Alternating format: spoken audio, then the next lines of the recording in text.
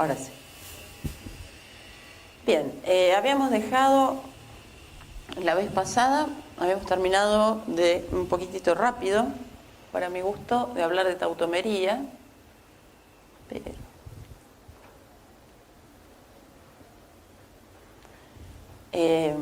habíamos dicho que el fenómeno de tautomería era común en los heterociclos, no en todos, ¿sí?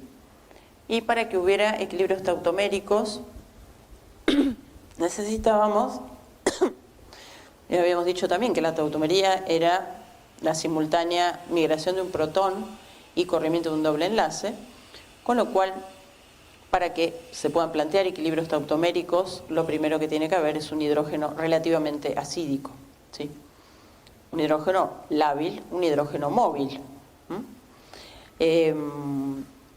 En general, los hidrógenos móviles son los hidrógenos unidos a heteroátomos, nitrógeno, oxígeno, azufre en algunos casos, ¿sí? No siempre. Hay CHs, o sea, hidrógenos unidos a carbono, que por características estructurales especiales también pueden ser partícipes de un equilibrio tautomérico, o sea que tienen una relativa acidez. Pero en los heterociclos es importante porque tenemos muchas veces NHs, ¿sí? Esos NHs, oxidrilos también, tioles, etcétera, tienen ese hidrógeno acídico. Y por otro lado, si en la molécula hay más de un heteroátomo, ya sea porque el heterociclo tiene más de un heteroátomo o porque hay algún sustituyente capaz de aceptar ese protón, tenemos un aceptor, ¿sí? Por eso es importante la tautomería en heterociclos. Y además que porque muchas veces la presencia de un tautómero justifica comportamientos que si no, no se podrían entender si trabajamos con la estructura de uno solo de los tautómeros. Bien, habíamos visto así muy velozmente el equilibrio tautomérico del imidazol. Tenemos un nitrógeno, y acá vamos a empezar a repasar, digamos, un nitrógeno de tipo ¿qué? Habíamos visto dos tipos de nitrógeno la vez pasada. Y los habíamos, digamos, asociado a dos tipos de heterociclos, que son, digamos, los opuestos. ¿Cuáles eran esos nitrógenos o cuáles eran esos heterociclos prototípicos? Perdón.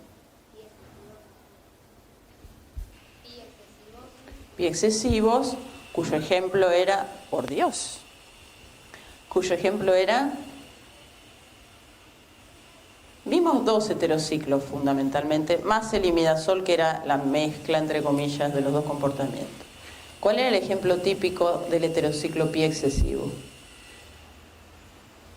Básicamente, si no se lo acuerdan, tienen el cuaderno, así que lo miran. Insisto en esto porque estos son los pilares de la química heterocíclica. Cuando uno entiende eso y lo tiene incorporado, todo lo demás, se podría decir, o la mayor parte de lo demás se va desprendiendo de esos dos compuestos prototípicos, ¿sí? Pirrol. Pirrol era el prototipo de un heterociclo pi excesivo, donde recuerden que siempre pi deficiente y pi excesivo lo asociamos a la cadena carbonada, no al heteroátomo, ¿sí? Entonces, el nitrógeno del pirrol, ¿qué era? ¿Dador o atractor en la resonancia? Los electrones del nitrógeno, el par solitario, digamos, ¿participaba o no del sexteto?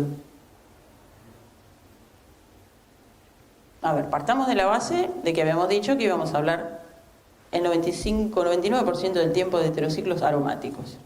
¿Sí? La aromaticidad es una propiedad importante. Hablamos del benceno y empezamos a hablar de los heterociclos aromáticos, ¿sí? Hablamos también de las condiciones para hablar de aromaticidad, que eran ¿cuáles? ¿Cómo tenía que ser un compuesto para que nos planteáramos la pregunta de si es aromático o no? Cíclico, plano. No escuché, pero máximo número de dobles. Ahí después llegamos, cuando verificamos todo lo demás, llegamos a Hückel. máximo número de dobles enlaces conjugados posibles dentro de lo que da la estructura, y finalmente cuando todo eso se cumple vamos a verificar lo que dice ella, que es que se cumpla la regla de Hückel, ¿sí? Bien, entonces volvemos al pirrol, que es el heterociclo pentagonal. ¿Qué pasa con los electrones del par no enlazante del pirrol? ¿Participan en el sexteto pi? ¿No participan? Participan, ¿sí? De hecho, sin ellos no hay sexteto pi. ¿Sí? Esos electrones están involucrados en la aromaticidad, que es algo que estabiliza al compuesto por encima de lo que sería de esperar, ¿sí? Bueno, si participan en el sexteto pi, ¿qué va a pasar, por ejemplo, con su basicidad? ¿Van a estar disponibles para ser protonados o no? No están disponibles para ser protonados, el pirrol no es una base, etc. Volviendo a lo que habíamos preguntado originalmente, ¿qué tipo de nitrógeno es este? Ya respondimos algo con respecto a su basicidad. Y ahora nos falta rememorar un poco qué pasa. Ya dijimos que ese par solitario del nitrógeno, que fíjense que se dibuja del lado de adentro del heterociclo. Eso no es casualidad. Eso se dibuja así para indicar algo, para indicar que está formando parte del sexteto pi, ¿sí? Entonces, cuando están los electrones dentro, eso ya gráficamente nos está indicando algo muy importante. Bueno, entonces, ¿qué pasa con la resonancia en el pirrol? En realidad, originalmente empezamos a hablar de pi excesivo y pi deficiente. Yo les dije que eso se asociaba no con el heteroátomo, sino con la cadena carbonada, ¿sí? Para eso tenemos que saber si nuestro heteroátomo cede electrones en la resonancia o los toma. Porque de eso los carbonos no tienen mucho para hacer, entre comillas, ¿sí? Se adaptarán a lo que dirija el heteroátomo. Entonces, en el caso del pirrol, ¿qué pasa? ¿Es un nitrógeno que da electrones a la parte carbonada o que los toma? Da electrones, ¿sí? Justamente esos dos electrones. Yo estoy señalando todo lo del pirrol en el imidazol, pero estoy tomando el nitrógeno pirrólico del imidazol. Bueno, entonces ya vemos que este nitrógeno cumple con todo eso que vinimos diciendo. El imidazol tiene un nitrógeno pirrólico, que es este, ¿sí? Ese nitrógeno no es básico y ese hidrógeno marcado en violeta es relativamente acídico, ¿sí? Sin entrar tanto en detalles, cuando se pierde ese hidrógeno, el par electrónico que tenemos dibujado acá como una línea queda sobre el nitrógeno en un orbital sp2, con lo cual la aromaticidad se conserva en el anión. Bueno, entonces, un nitrógeno pirrólico, que en el caso de la tautomería es el que se desprende de ese hidrógeno, y por otro lado tenemos otro heteroátomo, otro nitrógeno. ¿Qué características tiene? ¿A cuál se parece? O sea, habíamos visto todo lo que acabamos de rememorar sobre el pirrol. ¿Y cuál fue el otro heterociclo prototípico que vimos? La piridina, ¿sí? En el caso de la piridina, ¿qué pasaba con el efecto mesomérico? ¿Cómo es con respecto a si es dador o aceptor de electrones el nitrógeno piridínico? El nitrógeno piridínico es un fuerte aceptor de electrones, ¿sí? Eso hace que cuando uno plantea las estructuras resonantes, tienen estructuras neutras como siempre y tienen estructuras cargadas. En las estructuras cargadas, la carga negativa está sobre el nitrógeno y sobre los carbonos que hay.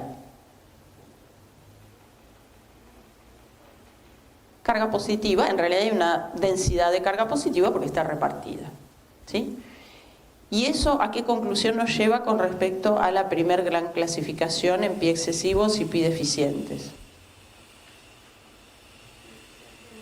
La piridina es el prototipo del heterociclo pi deficiente, con un nitrógeno atractor de electrones, que por otro lado, y ahí viene un poco, no sé si la razón de ser, pero sí la particularidad de los heterociclos. ¿Por qué los heterociclos? ¿Por qué los heterociclos en la naturaleza tienen características químicas únicas? ¿Sí? Tienen características químicas únicas. Por ejemplo, en el caso de la piridina, un nitrógeno atractor de electrones que a la vez es básico. ¿Sí? En general, un nitrógeno básico da electrones. Bueno, no, este no. Ya vimos la otra vez en detalle por qué. Eso lo simbolizamos con el par electrónico fuera del heterociclo, cuando lo dibujamos. Eso indica que ese par está en un orbital sp2, que ese orbital sp2 está perpendicular al sistema pi, con lo cual no interactúan. Y ese par de electrones, a pesar de ser el nitrógeno con respecto al lo que es la cadena carbonada, comportarse como un atractor de electrones, ese par, al no estar involucrado en el sexteto pi, está disponible para protonación, está disponible para atacar a un centro electrofílico, etcétera, etcétera, etcétera. Bueno, ya que estamos, repasamos un poquito. Bueno, en la tautomería no tengo mucho más que decirles que ya, de lo que ya les dije hasta ahora, ¿sí? Cuando el imidazol no está sustituido, obviamente las dos estructuras son indistinguibles y se interconvierten muy rápidamente. Y no hay, bueno, al ser indistinguibles igual no tendría mucho sentido, pero digamos no hay predominio de nada porque las dos están 50-50 porque son isoenergéticas, tienen el mismo contenido energético. Habíamos dicho también que cuando hay un sustituyente, sobre todo si es un sustituyente fuertemente dador o fuertemente aceptor, ese sustituyente tiene una influencia y desplaza el equilibrio tautomérico hacia uno de los lados. En este caso, predomina el tautómero 4-nitroimidazol, simplemente porque este hidrógeno, al tener el nitro más lejos, es un poco menos ácido que el NH en esta otra estructura que tiene el nitro en el carbono vecino. ¿Sí? Al ser este más acídico, tiene tendencia a la desprotonación, que es uno de los pasos involucrados en el mecanismo de la tautomerización. ¿Sí? Tiene menos tendencia a permanecer en ese nitrógeno que en esta otra posición. Bien. La otra cosa que les dije la vez pasada, no sé si se la acuerdan, es que como estos tautómeros están en rápida interconversión, muchas veces van a haber escrito 4, entre paréntesis 5, nitroimidazol. No se pueden separar, no puedo tener una botella con uno de ellos y otra botella con el otro. Acá tienen más ejemplos, en este caso el grupo, digamos, que tiene ese hidrógeno lábil o acídico es un sustituyente del anillo, ¿sí? No se encuentra, digamos, este oxígeno dentro del heterociclo, sino que está afuera, pero eso no importa. Este oxidrilo, quizás ahora no nos resulte demasiado obvio, pero es un oxidrilo de tipo fenólico, similar al de un fenol, tiene una acidez considerable, y si planteamos el tautómero amida, la acidez de ese hidrógeno está disminuida, ¿sí? Con lo cual, en general, este tipo de estructura va a predominar, no importa, porque de esto vamos a hablar bastante, sobre este tipo de tautomería en especial. Vean un ejemplo un poco más complejo, que es la purina, que es una de las bases que forma el ADN, y tenemos distintas posibilidades de tautómeros, ¿sí? Que están nombradas como en qué posición está ese hidrógeno que es capaz de migrar. A ver, ¿qué tenemos? Tenemos que en el cristal Este es el único tautómero. En solución, predominan estos dos tautómeros y están en relación aproximada 1 a 1.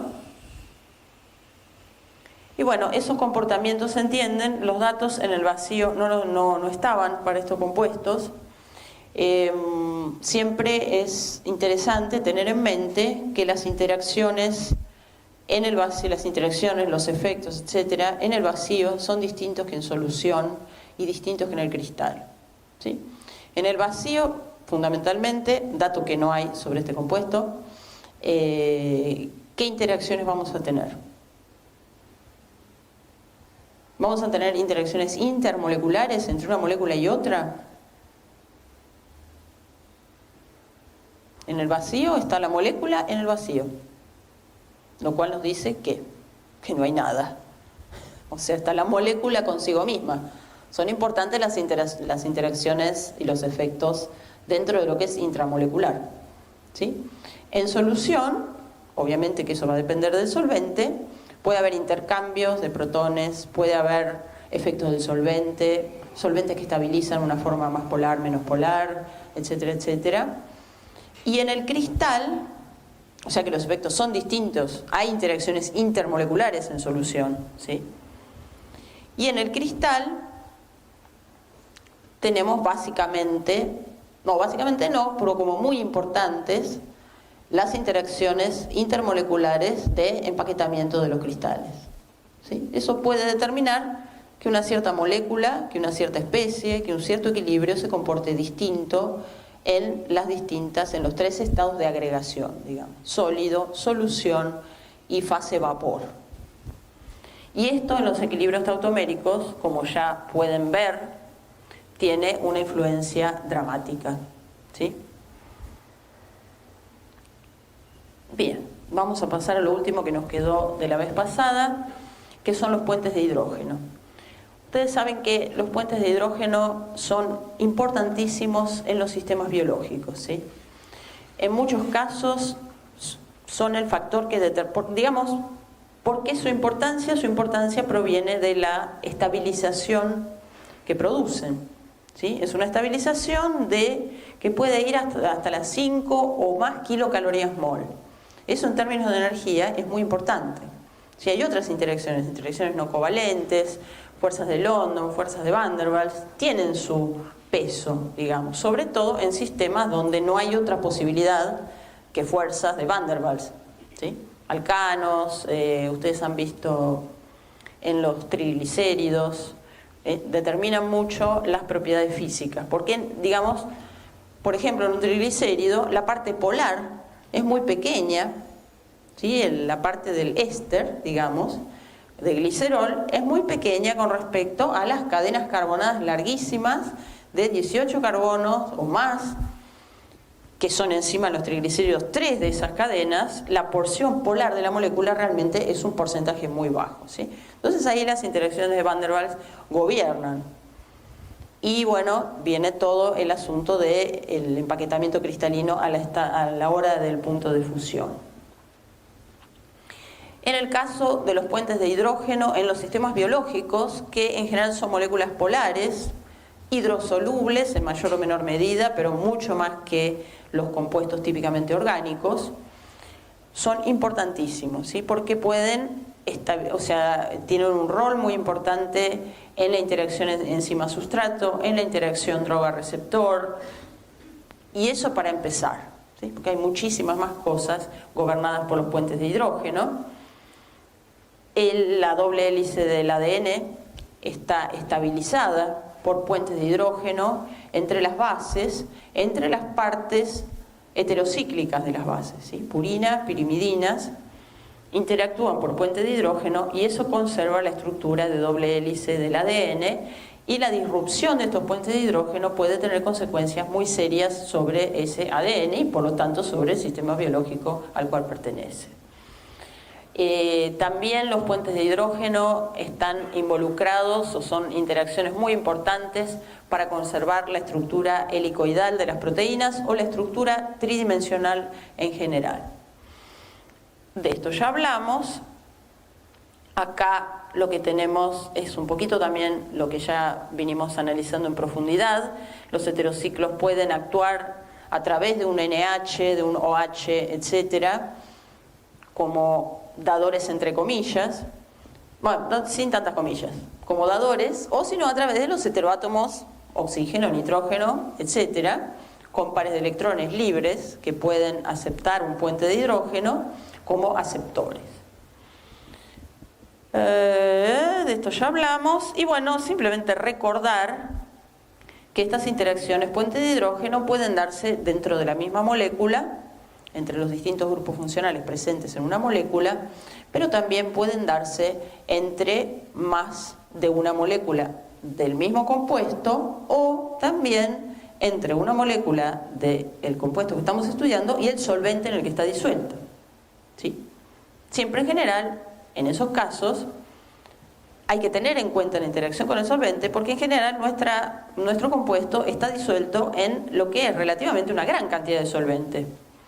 Entonces, por más que el efecto en sí no sea demasiado grande, al haber tanto solvente, muchas veces el solvente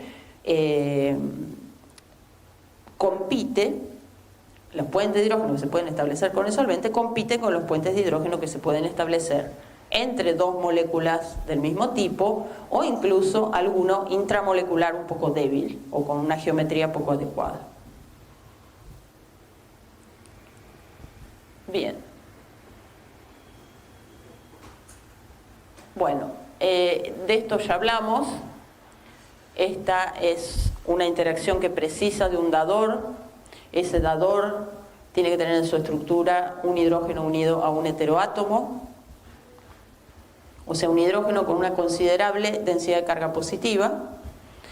Por otro lado, tenemos que tener otro heteroátomo lo suficientemente electronegativo, que es el aceptor del puente de hidrógeno. ¿Sí? Todo este tipo de átomos es bastante frecuente en los heterociclos, por lo cual los puentes de hidrógeno también son bastante frecuentes, ya sean estos puentes inter o intramoleculares. ¿Sí? Obviamente, como ya vimos en la parte de equilibrios tautoméricos, los grupos funcionales polares adicionales que están en la molécula también van a participar. La molécula es un todo y no importa dónde esté el grupo polar. Y lo importante es que las interacciones puente de hidrógeno modifican las propiedades físico-químicas de los compuestos, en nuestro caso de los heterociclos. Bien, acá tenemos una 2-hidroxipiridina. Esta 2-hidroxipiridina, ustedes dirían, bueno, acá tengo el hidrógeno con densidad de carga positiva porque está unido a un oxígeno que es muy electronegativo, tengo el nitrógeno, pero ¿qué pasa? Necesitamos un dador, necesitamos un aceptor y necesitamos que la geometría sea la adecuada. ¿Sí? Porque supongamos, en un ciclo hexano, por decir algo, que uno de los grupos polares, el dador, por ejemplo un oxidrilo, esté axial hacia arriba, y el que sería el aceptor, por ejemplo un flúor, esté axial hacia abajo. No va a ocurrir nunca. ¿Sí? La geometría tiene que ser la adecuada. Entonces, en este caso, el puente intra está desfavorecido. ¿Sí? ¿Eso cómo nos damos cuenta? Por la cantidad de, digamos, es una aproximación, no es la verdad absoluta, pero por la cantidad de átomos que tendría el ciclo que se forma al darse el puente de hidrógeno. En este caso, está la posibilidad de formar un puente inter, dos puentes inter,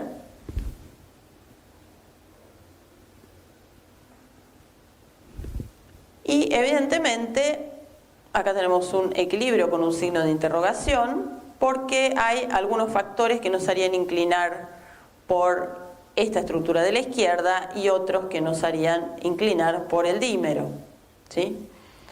Esta estructura es aromática, conserva el sexteto pi. Eso le da una mayor estabilidad intrínseca y como consecuencia de eso, en fase gaseosa predomina el compuesto que tiene la menor energía, ¿sí? El más estable, el que tiene justamente esta mayor estabilidad intrínseca. Entonces, en fase vapor, fase gaseosa o en el vacío, como querramos decirlo, son sinónimos, predomina esta estructura y esta estructura predomina también en solventes no polares. Los solventes no polares son lo que más se asemeja a el vacío. Obviamente, todo lo contrario pasa para este lado. La aromaticidad solamente está presente si escribimos las estructuras resonantes, que ya veremos, que involucran a los nitrógenos de la amida. La aromaticidad es menor, pero no es nula. Eso trae que, comparado con este, tenga una menor estabilidad intrínseca, pero predomina en solución por la estabilización que proveen los puentes inter. Empecé a decir una cosa por otra como la otra vez. Intermolecular. Veamos en el caso del imidazol qué es lo que pasa. Obviamente, si consideramos un imidazol solo, no vamos a poder establecer un puente de hidrógeno porque nos quedaría una especie de triángulo que absolutamente poco estable. Entonces, al tener un aceptor y un dador del otro lado, este nitrógeno piridínico se comporta como aceptor, este NH se comporta como dador, este es el hidrógeno que tiene la densidad positiva, y bueno, lo que se hace son largas cadenas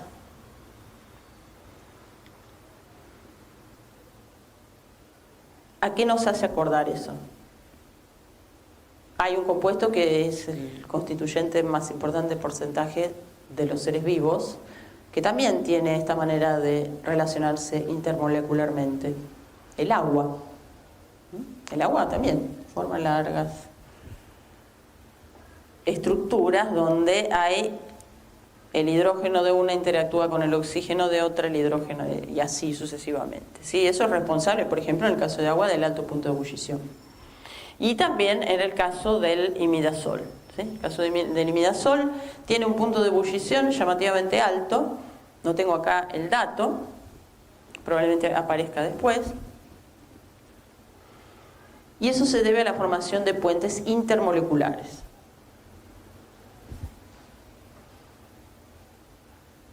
Tiene un punto de ebullición mucho más alto del heterociclo equivalente, pero que acá tiene oxígeno, que es el oxazol. ¿Sí? El oxazol, en lugar del NH, tiene un oxígeno. Ese compuesto no tiene hidrógenos con densidad de carga positiva, sino no tiene hidrógenos unidos a heteroátomo, con lo cual no puede de ninguna manera hacer este tipo de estructuras lineales, con lo cual, si bien no hay una gran diferencia entre oxígeno y nitrógeno, el punto de ebullición del análogo oxigenado va a ser mucho más bajo que el del análogo nitrogenado, porque no se pueden establecer este tipo de interacciones intermoleculares de puente de hidrógeno. Acá hay un ejemplo más. Tenemos una piridina, una 2-fenilpiridina, que tiene un oxidrilo en posición 2', digamos, un oxidrilo fenólico. Ese oxidrilo fenólico tiene una densidad positiva considerable, porque el fenol es bastante ácido. En la piridina una basicidad considerable. Bueno, se establece el puente de hidrógeno. Creo que se acabaron estas. Vamos entonces, habiendo terminado, vamos a lo que teníamos para hoy.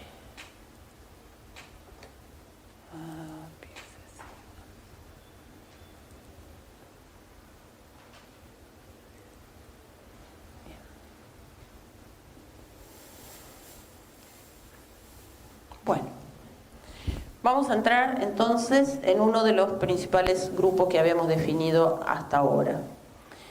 Vamos a hablar de los heterociclos pi excesivos, que son los pentagonales, donde tenemos pirrol, el nitrogenado, tiofeno, el azufrado, furano, el oxigenado, y el indol es un sistema de pirrol con un anillo benzofusionado, ¿sí?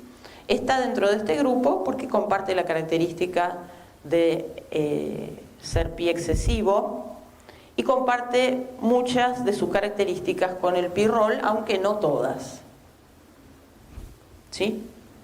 Acá tienen un listado de las energías de resonancia empíricas, o sea, experimentales, en kilocalorías mol. Fíjense que el benceno tiene más o menos 36.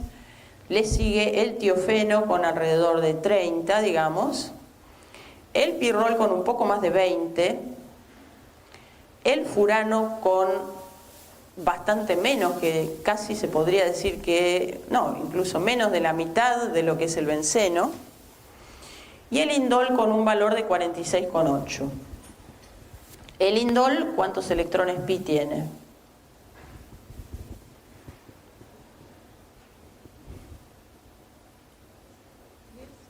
Diez. ¿Sí? 2, 4, 6, 8 y los que aporta este nitrógeno, que como les dije está muy relacionado con el pirrol, es un nitrógeno de tipo pirrólico. 10 electrones pi, N nos da 2, o sea que nos da entero, es un sistema, es un compuesto aromático, ¿sí? A ver, si sumamos las 36 del benceno más las 20, a ver, 36, 46, 56, 57 con 6.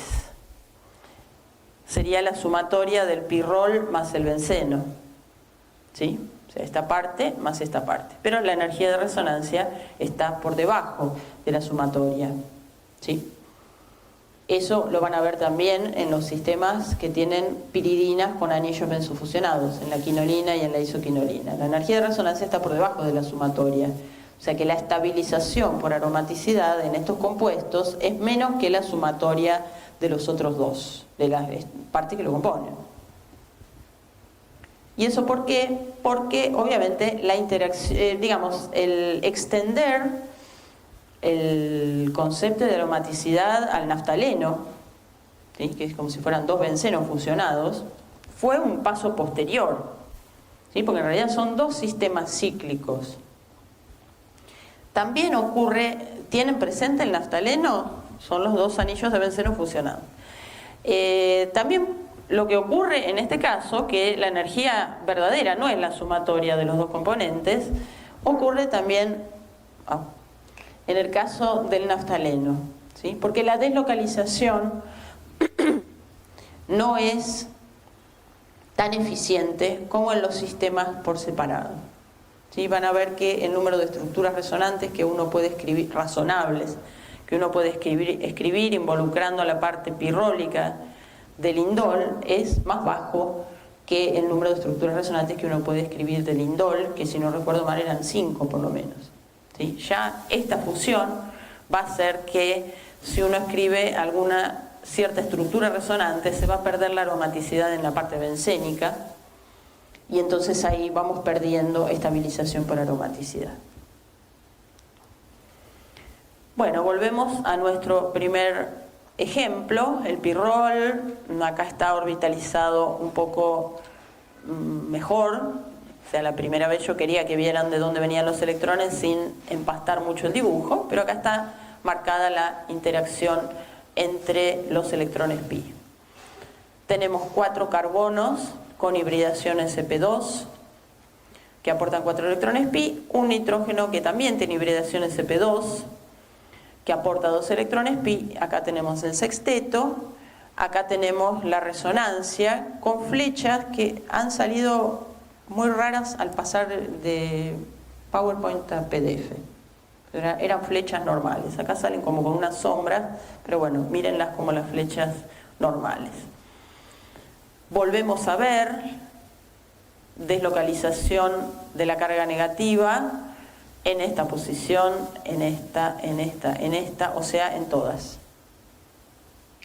¿Sí? Hay estructuras que van a ser un poco más contribuyentes, otras menos contribuyentes. Básicamente esta es la más contribuyente y después serán más contribuyentes aquellas en las que haya menor separación de cargas.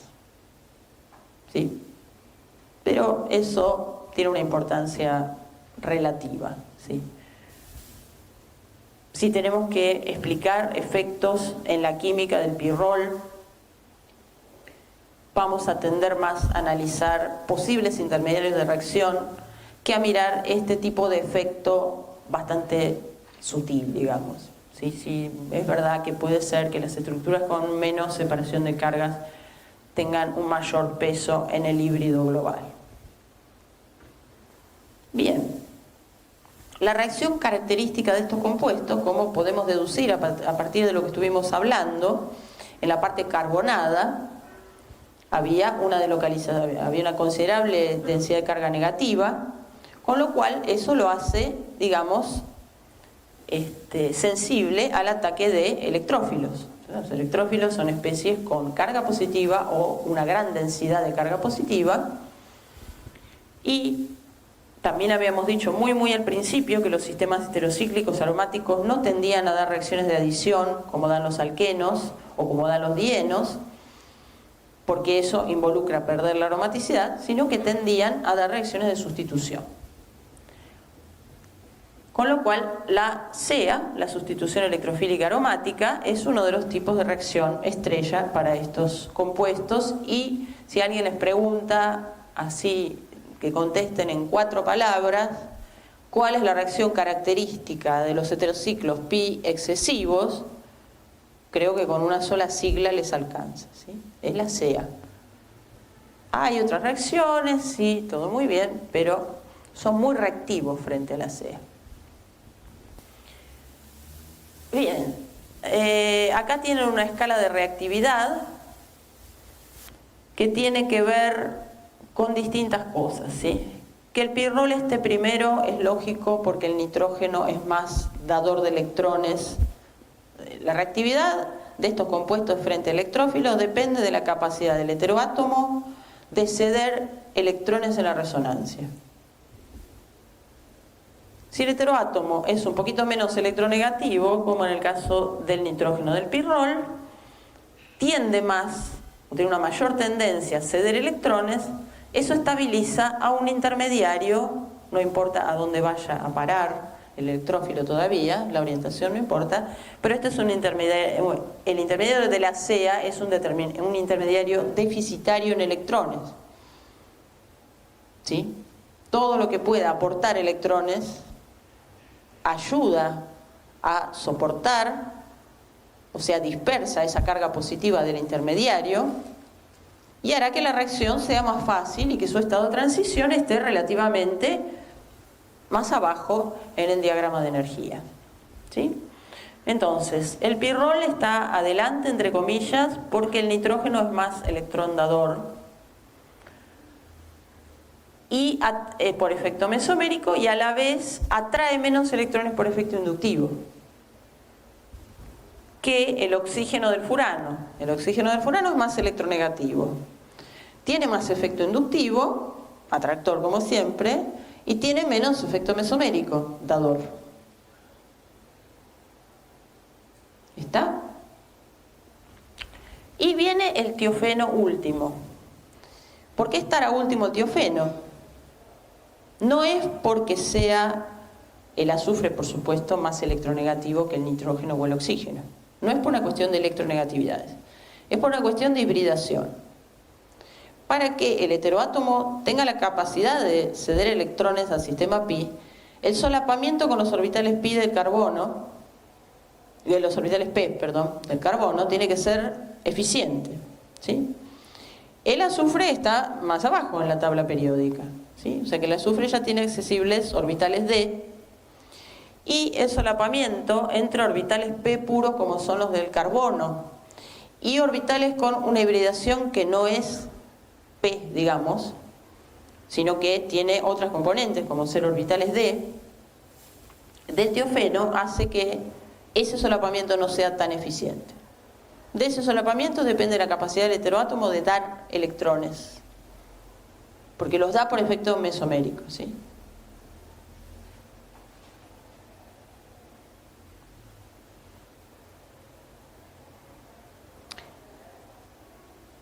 Esto es análogo a lo que pasa, pero no quiero complicarles la existencia, pero si alguno se lo acuerda bien, el que no se lo acuerda, olvídese de lo que dije.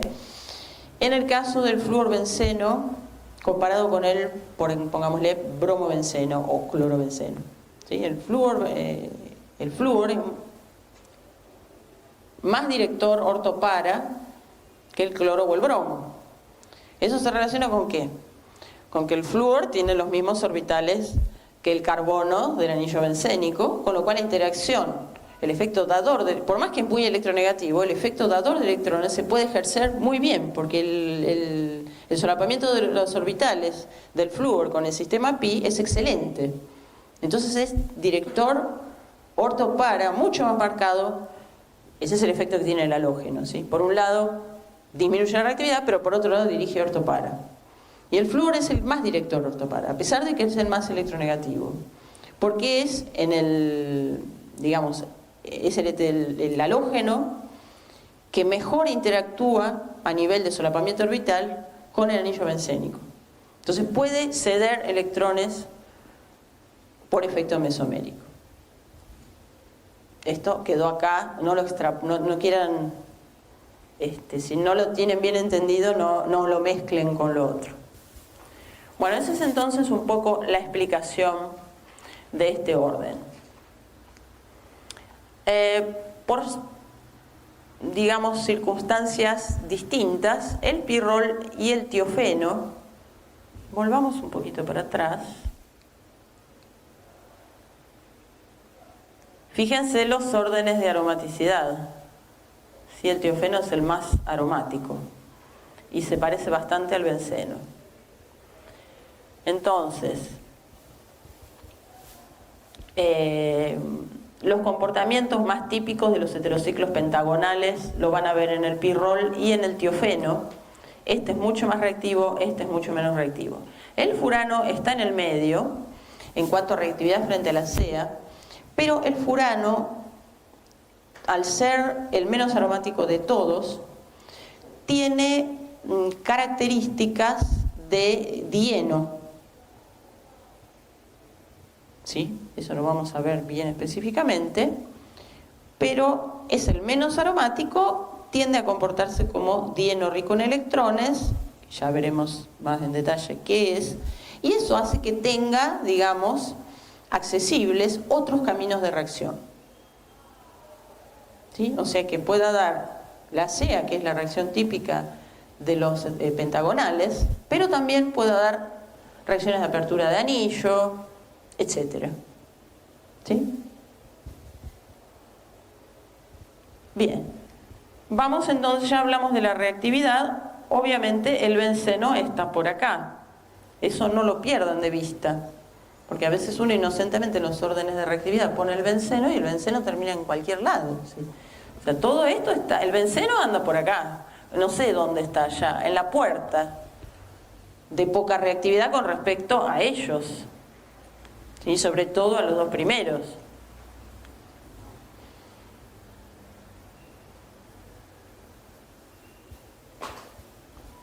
En la sustitución electrofílica aromática, el pirrol tiene un comportamiento que se podría asemejar al de la anilina, en el caso de los derivados bencénicos. ¿Sí? Tiene un sustituyente, atractor de electrones por efecto inductivo, muy dador de electrones por efecto mesomérico, y es de los compuestos que más activados están para la CEA. Para que tengan una idea de lo que es la reactividad del pirrol frente a la del benceno. El benceno, ya les digo, anda más bien por acá en la escala de reactividades, lejos. Bien, una vez que ya hablamos bastante en detalle sobre la reactividad, vamos a hablar sobre la orientación. Porque básicamente, al ser el pirrol simétrico, podemos tener una orientación al lado del heteroátomo, que se llama alfa, es la posición 2, o en el carbono que sigue, que es el carbono 3, llamada beta. ¿Sí? Obviamente, si diera del otro lado sería exactamente el mismo compuesto. Bien, entonces, ¿cómo analizamos cuál va a predominar? En principio va a predominar aquel que tenga un estado de transición menos energético, o sea que la barrera energética que hay que superar sea menor. ¿Y cómo evaluamos nosotros la energía del estado de transición? Si el estado de transición es algo que nunca se aísla, nadie lo pudo ver, etc. Simplemente debe existir, porque si no la reacción no transcurriría. Más allá de que se pueden hacer estudios teóricos del estado de transición, en principio el estado de transición se asemeja a la especie más próxima en cuanto a energías en el gráfico, en el diagrama energético, ¿sí? En el diagrama de la coordenada de reacción. Y esa especie es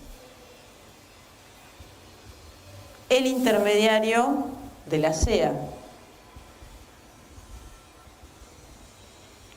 ¿Por qué, así mirándolo y sin entrar a analizar absolutamente nada, va a estar este intermediario aquí arriba en la coordenada de reacción, mientras que el pirrol de origen va a estar acá y el producto estará por acá, supongamos?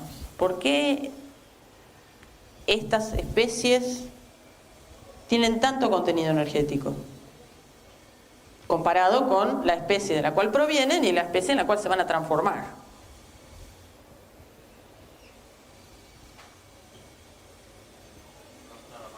Exacto, esa es la justificación. No son aromáticos. Al formarse el intermediario de la CEA, vaya donde vaya, no importa, se perdió la aromaticidad, ¿sí? Porque ese par de electrones, esto me molesta, ahí está. Ese par de electrones es el que va a unir al electrófilo, ¿sí? Esta línea que simboliza un enlace ahora está acá. O sea que ya no está formando parte del sistema cíclico y la aromaticidad se perdió.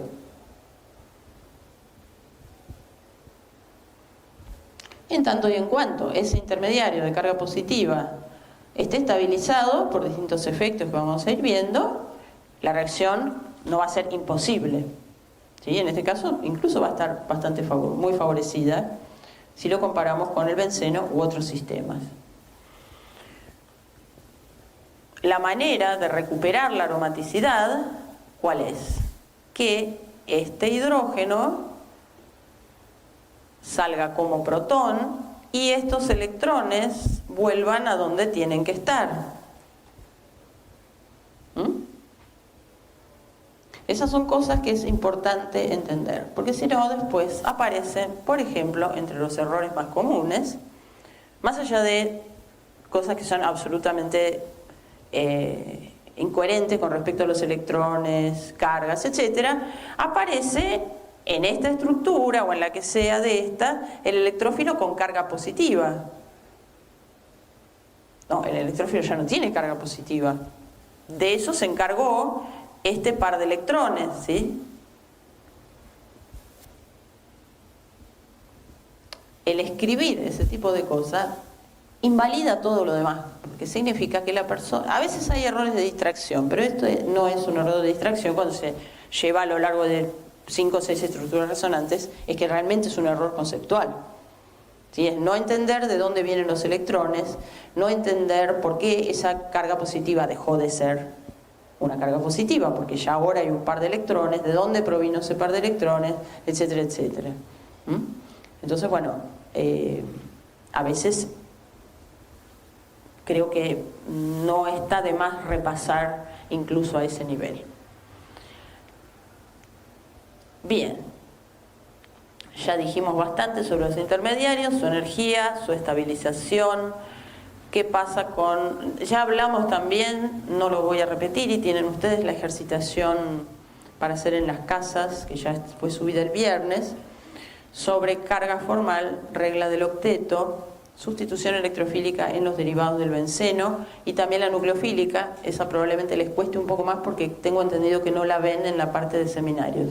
Esa se ve solo en teórico, así que bueno, van a tener que... Está incluso la persona que, o las personas que hicieron el material, pusieron las páginas del Wade, del libro correspondientes, y las de Carey, para que no tengan que andarlo cambiando por todo el libro. Léanlo porque va a haber, cuando vayamos a piridina, va a haber mucha sustitución nucleofílica. Al ser los dos heterociclos opuestos, en la piridina predomina la nucleofílica. Bueno, bien, vamos a mirar entonces, no me voy a detener a ver por qué este tiene carga positiva, por qué este tiene carga positiva, etcétera, etcétera.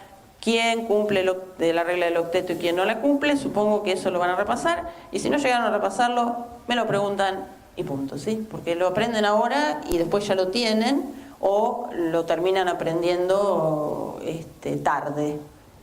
¿Está? Básicamente planteamos, cuando queremos saber la orientación, cuando queremos saber la reactividad, en general basta con plantear las estructuras resonantes del pirrol o del furano o del tiofeno. Con eso alcanza, porque uno ya ve que en la cadena carbonada hay, no la cadena carbonada, la parte carbonada hay densidad de carga negativa, no hay nada más que decir, ¿sí? Cuando se les pide orientación, que es otra cosa, ahí sí recurren a esquematizar los intermediarios de todas las orientaciones posibles. En este caso, como dijimos, son dos. Tenemos una que está estabilizada con 3 estructuras y otra que está estabilizada con 2 estructuras. Obviamente, el predominio, fíjense que el predominio va a ser por la sustitución en alfa. Tenemos estructuras, tenemos en alguno de los dos híbridos alguna estructura especialmente contribuyente o especialmente no contribuyente. ¿Cuáles son comparables entre sí? Supongamos que las llamamos 1, 2, 3, 4, 5.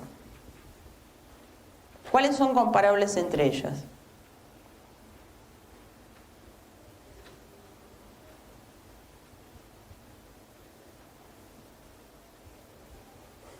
Vamos que se puso el protector de pantalla. La 1, ahí. ¿La 1 se parece más a la 2 o a la 3? A la 2. ¿Sí? En las dos la carga positiva está sobre carbono. ¿Ese carbono cumple la regla del octeto o no?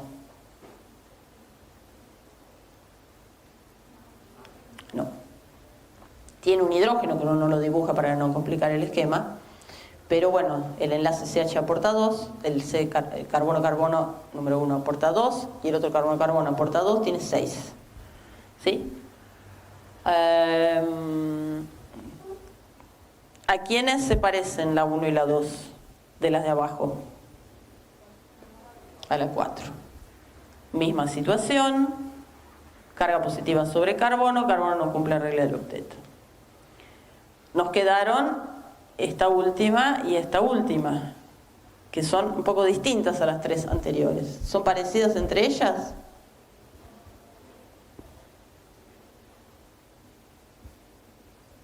Vamos que se pone el protector de pantalla otra vez.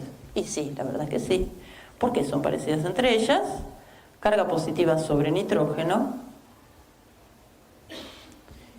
¿Y qué átomo, salvo los hidrógenos, que no tienen por qué cumplir la regla del octeto, qué átomo distinto de hidrógeno no cumple la regla del octeto?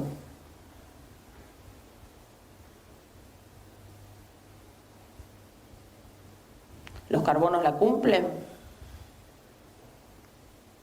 8, 8. Acuérdense que hay CH, CH, CH, ¿sí? 8, 8, 8. Lo mismo acá, hoy. 8, 8, 8, 8. ¿Los nitrógenos? ¿Por qué no? Alguien dijo que no, no escuché otra cosa. 2, 4, 6, 8. ¿Sí? O sea que en esta estructura y en esta, todos los átomos tienen el octeto completo.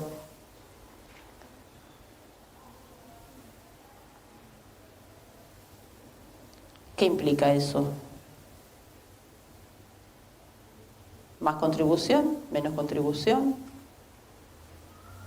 ¿Es favorable o es desfavorable?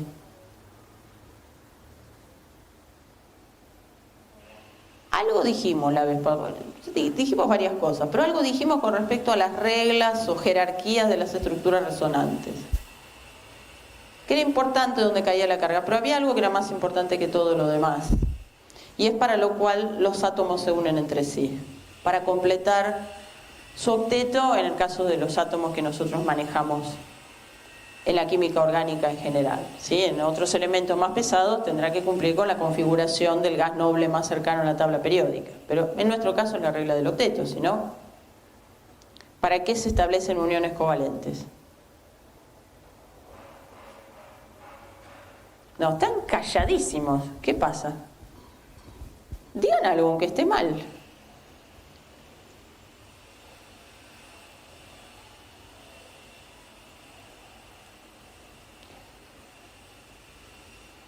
¿Qué pasa con esas estructuras? ¿Son favorables o desfavorables?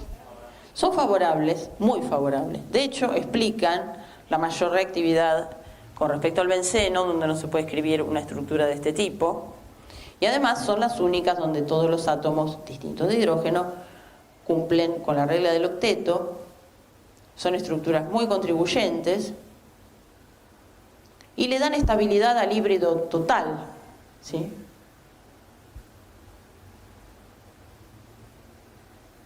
O al híbrido como un todo, más que total.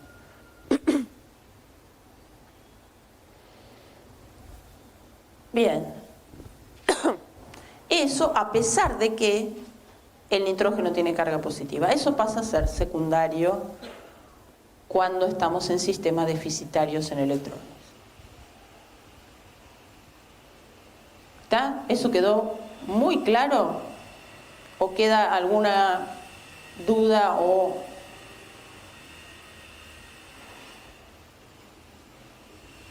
pregunta para hacer? Cuando tenemos estructuras con déficit de electrones y hay posibilidad de plantear deslocalización electrónica, resonancia, a la hora de elegir las estructuras más representativas, más contribuyentes o más favorables, lo primero que tenemos que mirar es el hecho de que se cumpla la regla del octeto, también que se conserve el máximo número de dobles enlaces conjugados dentro de lo posible. Bueno. Vamos a seguir.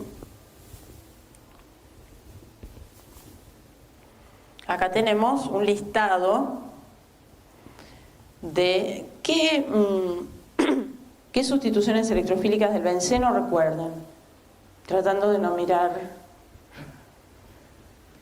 A ver.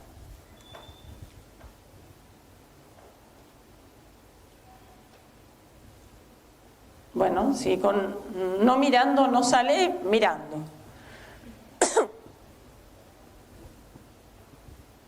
Hay una serie de letras raras ahí donde dudo mucho que en algunos casos puedan llegar a alguna conclusión de algo que conocen.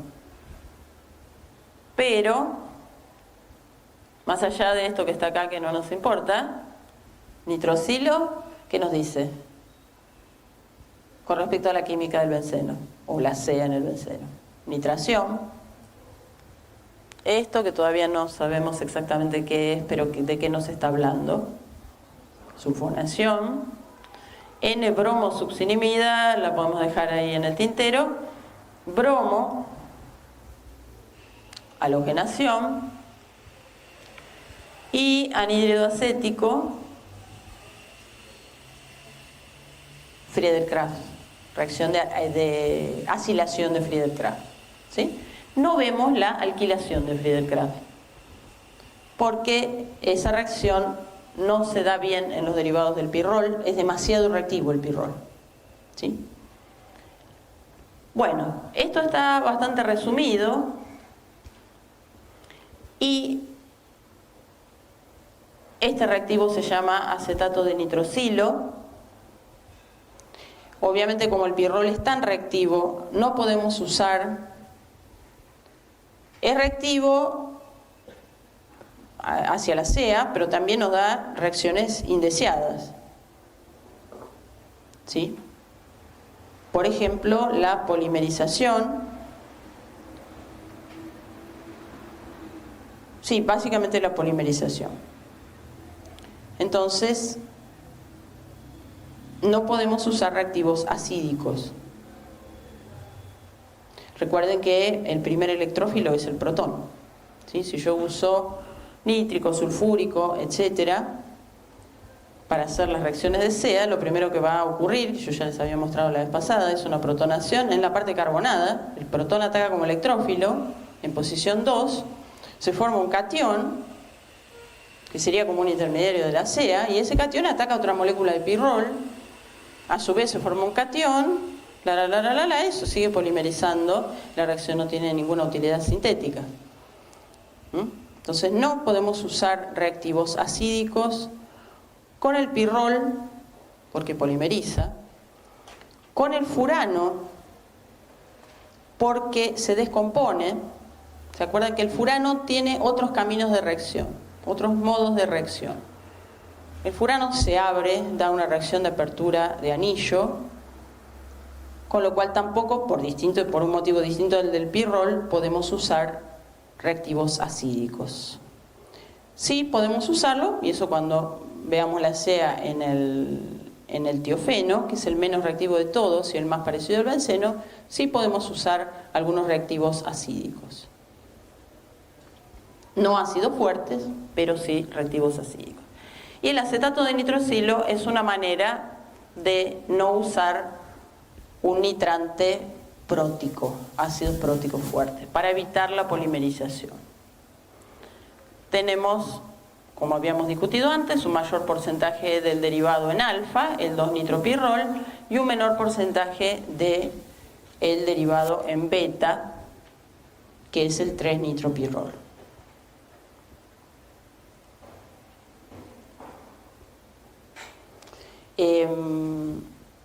Fíjense que en general, digamos en la gran mayoría de los casos, lo que estamos introduciendo, también incluyendo al nitro, son sustituyentes desactivantes. Nitro, sulfónico, con el anhídrido acético estamos introduciendo un grupo ceto, digamos. Con los halógenos también estamos introduciendo desactivantes, no tan fuertes como en el caso del nitro, pero desactivantes al fin. Y eso justamente porque, y no estamos introduciendo un activante como podría ser una alquilación de Friedel-Crafts. ¿Sí? Si introdujéramos metilo, ya tenemos un sistema heterocíclico súper reactivo. Si encima le estamos introduciendo grupos activantes, la reactividad aumenta muchísimo más. ¿Sí? Y eso se descontrola y no sirve como método de síntesis. ¿Sí? Método de síntesis tiene que estar en el justo medio. No puede ser, o es mejor que no sea una reacción muy desfavorecida, porque entonces va a haber que aportar temperatura, ultrasonido, microondas, alguna fuente de energía va a haber que aportar. Esa energía puede traducirse en la reacción deseada, pero también puede traducirse en reacciones no deseadas, en reacciones de descomposición, inespecíficas, etc. ¿Sí? Mientras que sí, ahí nos pondremos en un punto de poca reactividad. Si uno se va, ¿sí?, y plantea reacciones demasiado favorecidas, ya se va a reacciones explosivas, difíciles de controlar. ¿Sí? Entonces, bueno, para que una reacción tenga utilidad como método sintético, tiene que estar en un punto adecuado en cuanto a lo favorecida o desfavorecida que esté. Ustedes vieron ya cuando hicieron el repaso de integración de síntesis orgánica que algunas reacciones que ustedes conocían, no es que no se den, pero no sirven para la síntesis. Por mucha reactividad, por poca reactividad. La mucha reactividad a veces trae aparejada falta de selectividad. Cuando uno quiere que reaccione tal parte de la molécula pero no la otra, si usa un reactivo demasiado enérgico, va a reaccionar todo y no vamos a poder tener selectividad. En este caso pasa eso. ¿sí? Las reacciones de sustitución electrofílica aromática útiles son las que introducen desactivantes, y las que introducirían activantes son inmanejables y no tienen utilidad como método de síntesis. Uno, cuando hace una síntesis, necesita obtener un muy buen rendimiento, selectividad en algunos casos, y lo que se llama facilidad operacional, ¿sí? Que la reacción no sea, o sea, el menor despliegue posible. Bien. Acá vamos a ver en detalle algunas sustituciones electrofílicas que ustedes no han visto todavía, probablemente porque no han visto la generación del electrófilo. El mecanismo de la SEA es siempre básicamente el mismo, pero tenemos que ver cómo se generan algunos electrófilos, ¿sí? Por ejemplo, en la reacción de Vilmayer, estas, digamos que seguirían a continuación de todo el listadito que tienen. Hablando del listadito, creo que omití decirles algunas cosas. Y esas cosas son, volviendo, el sulfonato de piridinio, lo vamos a ver en detalle, es un sulfonante no acídico, ¿sí? Las reacciones de halogenación no se pueden hacer como se hacen en el benceno. El pirrol es muy reactivo. En el benceno poníamos, ¿qué? Para bromar, por ejemplo. Bromo solo, no pasa nada. Hay que ayudar, catalizar con algo. Con un ácido de Lewis, por ejemplo, tribromuro de aluminio, entre otros. ¿Sí? Eso tienen que saberlo. Eso sí que es orgánica cero. Bueno, en este caso, si usamos catalizador, vamos a las condiciones de inmanejabilidad de las que estábamos hablando. Así que usamos etanol como solvente, sin utilizar ningún tipo de catalizador. Miren lo que se obtiene. Tetrabromopirrol, y básicamente, por lo menos en ese sistema, no hay manera de controlarlo. Si queremos condiciones bastante más mild, o sea, más suaves, porque queremos obtener el monobromado, tenemos que utilizar N-bromosuccinimida, que ustedes la habrán visto como generadora de radicales libres bromopunto, probablemente. ¿Sí? Bueno, en este caso la reacción no es vía radicales, no es que la NBS solo actúe como generador de bromopunto, de bromo radicalario, puede generar bromonio también, que es lo que hace falta para la SEA, ¿sí? Si queremos detenernos en el 2-bromo exclusivamente, usamos ningún catalizador y un sistema halogenante suave. Para obtener el 2-cloropirrol hay que usar el cloruro de tionilo. No, perdón, ese es el cloruro de sulfurilo. El de tionilo es azufre, oxígeno, cloro 2. Este es el cloruro de sulfurilo. Fíjense también que estamos trabajando a 0 grado. Esa es una manera. Enfriar, diluir, son todas maneras de frenar un poco una reacción. Si usamos, o sea, esto está hecho en éter, que es un solvente poco polar, a 0 grado podemos llegar a obtenerlo. Obviamente, si usamos exceso, vamos al tetracloropirrol. Y en el caso de la acilación de Friedel-Crafts, utilizamos el anhídrido acético o el que sea, anhídrido acético, benzoico, propiónico, lo que quiera, o sea, según lo que sustitución que queramos introducir. Y fíjense que tampoco usamos ningún tricloruro de aluminio ni ácido de Lewis de ningún tipo porque no hace falta. Bien, volvemos entonces a la Vilmayer. En la reacción de Vilmayer, lo primero que ocurre, esto es dimetilformamida, oxicloruro de fósforo,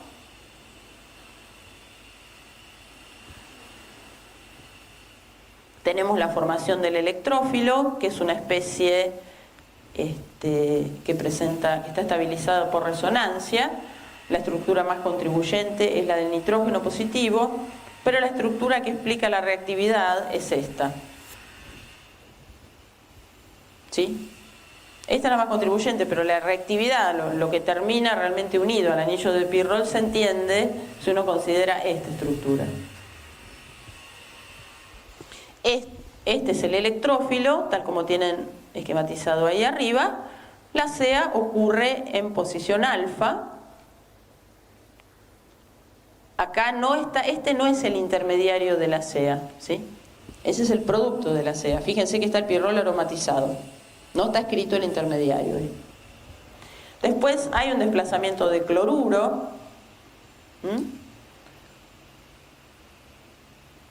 Con formación de la sal de iminio.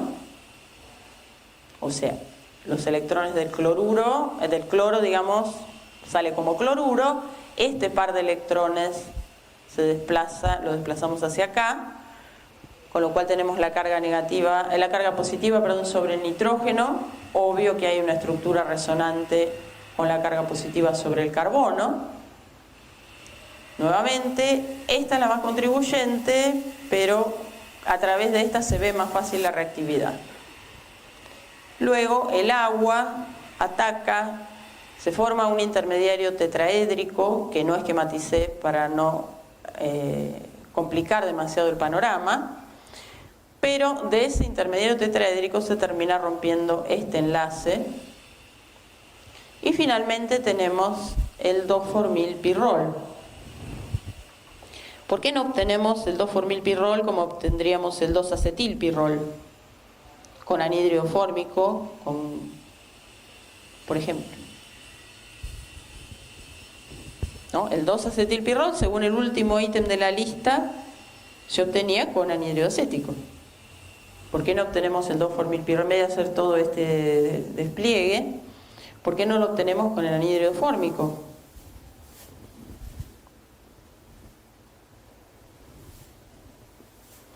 La causa es que el anhídrido fórmico es tan reactivo, ustedes saben o recuerdan, o si no, después que yo lo diga se lo van a acordar, la reactividad de los derivados de ácido, cloruros de ácido, anhídridos, etcétera, viene dada en gran parte por el impedimento estérico sobre el carbono carbonílico. ¿Sí? Si ese carbono carbonílico tiene un resto terbutilo, el anhídrido va a reaccionar cuando tenga ganas, porque está muy impedido. Ahora, si ese resto así lo tiene un hidrógeno nada más, es muy reactivo, tan reactivo que uno no puede tenerlo dentro de un frasco porque reacciona con la humedad ambiente, con lo que sea, es muy reactivo, es inestable y no existe por encima de los menos 40 grados. ¿Sí? Por eso uno hace las formulaciones utilizando la reacción de Willmeyer y no utilizando el anhídrido fórmico, porque el anhídrido fórmico no existe por encima de los menos 40. Y por debajo de los menos 40 tampoco piense que es superestable. Se pudo detectar, y probablemente caracterizar, pero nada más. Bien, entonces tenemos una nueva reacción de sustitución electrofílica aromática que es nada más y nada menos que una formilación. Otra reacción de sustitución electrofílica aromática es la reacción de Mannich. La reacción de Mannich lo que nos aporta es un metileno nitrógeno y lo que el nitrógeno traiga. Y en esa reacción, ¿qué es lo primero que ocurre? Maldición. Tenemos un aldehído y tenemos una amina secundaria. ¿Qué suele pasar en esos casos? Y una catálisis hacia suave.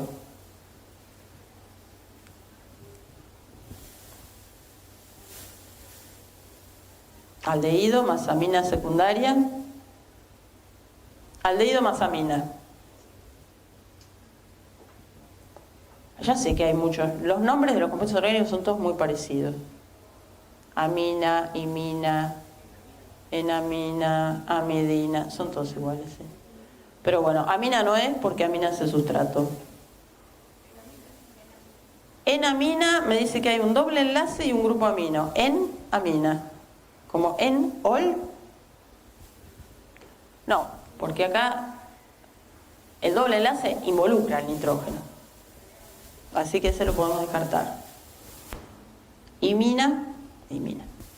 En este caso, por el medio en el que estamos, es una sal de iminio, pero básicamente se puede homologar bastante fácil a una imina. Es una sal de iminio, este nitrógeno tiene este doble enlace y estos dos sustituyentes tienen carga positiva. Obvio que, ya como lo habían visto también en la Billmeyer, este tipo de estructura de sal de iminio tiene siempre una estructura resonante donde los electrones vuelven, entre comillas, sobre el nitrógeno o se vuelcan hacia el nitrógeno, el enlace doble, con lo cual el nitrógeno queda neutro con sus dos electrones que no se los puse acá y el carbono adyacente queda positivo, ¿sí? Lo mismo que pasaba en la Billmeyer pasa acá. Esta estructura es la más contribuyente porque todos los átomos tienen el octeto completo, pero esta estructura nos explica cómo va a reaccionar después cuando dé la sea con el pirrol. Si no, no se entiende, ¿sí? Entonces la estructura carbocatiónica la que nos hace entender qué es lo que ocurre, ¿sí? Este es el electrófilo, si lo miran por acá lo van a ver mejor, atacará como siempre a la posición alfa y finalmente obtendremos, acá hay algo que está mal. Hay algo que está mal y es que acá va un hidrógeno, esto no es un metilo, acá va un hidrógeno y acá va otro hidrógeno, y acá otro y acá otro, porque si no está mal. O sea, el dietil, el N-dietil está acá. Si no tendríamos que obtener algo con más metilos, ¿sí? Así que eso corríjanlo, yo después lo voy a corregir en la transparencia. Acá hay que poner los hidrógenos. Cuando uno no pone los hidrógenos en esas estructuras, está denotando que ahí hay un carbono. Bien, ¿qué más? Más posibilidades. Una es una sea, las dos son seas. Podemos tener un electrófilo que es un sistema, un carbonilo generalmente alfa-beta insaturado, aunque no tiene que ser exclusivamente un carbonilo, puede ser también un nitrilo alfa-beta insaturado, que tiene, ustedes saben que este sistema tiene características especiales, hay propiedades que donde, digamos, estos sistemas se comportan o como un doble enlace de alqueno, o como un carbonilo, o como un sistema realmente conectado entre los dos grupos funcionales. ¿Sí? En este caso hay interacción de los dos grupos funcionales, porque el nucleófilo, que viene a ser el pirrol, si este es el electrófilo, podría interactuar acá, ¿sí? Pero como el sistema está conjugado y tenemos la posibilidad de escribir este tipo de estructura resonante, el ataque va a ser en esta punta del sistema conjugado. Y si llamamos arbitrariamente 1, 2, 3, 4 o 1, 2, 3, 4, no importa, son posiciones relativas, vamos a tener un ataque 1, 4. A través de esta estructura ven cómo reacciona y racionalizan el resultado que obtienen, ¿sí? No está escrito el intermediario de la sea, el intermediario de la sea es exactamente igual al que vimos como E. Déjenme ver, a ver qué sigue. Bien. Terminamos con las sales de diazonio y paramos acá, que ya creo que hoy fue suficiente, ¿sí? Bueno, entonces, remember las adiciones tipo Michael, porque las adiciones, hay un problema. Michael nos va a hacer algún tipo de demanda, decir que ya se murió.